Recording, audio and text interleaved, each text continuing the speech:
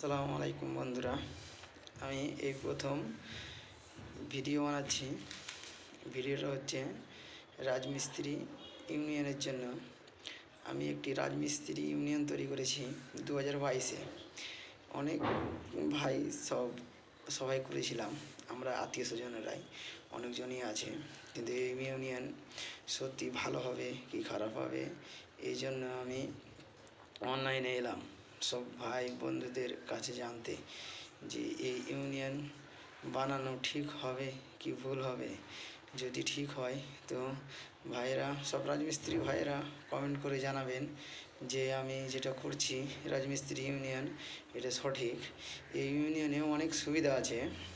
সর্বপ্রথম নিয়মিত এই রাজমিস্ত্রি ইউনিয়নের যে আপনাকে মাসে মাস 100 টাকা করে জমা দিতে হবে। আপনাকে 5 বছর সুবিধা নিতে গেলে 5 বছর চালাতে হবে। এই 5 বছরের পরে আপনি অনেক কিছু সুবিধা পাবেন, যা অনেক ভিডিও বানিয়ে বলতে হবে অবশ্যই, ইনশাল্লাহ যদি সময় পাই তো বানাবো। তো এখানে বয়স সীমা হবে 12 থেকে 35-এর মধ্যে, এর ওপরে না।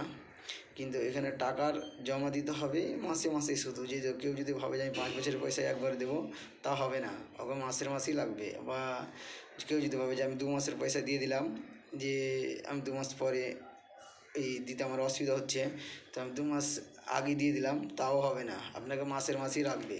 যেহেতু এই রাজমিস্ত্রি ইউনিয়নের নিয়মটাই তাই। এবার যদি রাজমিস্ত্রি ইউনিয়নে কেউ যদি বলেন যে আমি করব, তো আমাকে প্রথমে কমেন্টে জানাবেন যে আপনি কোথা থেকে বলছেন।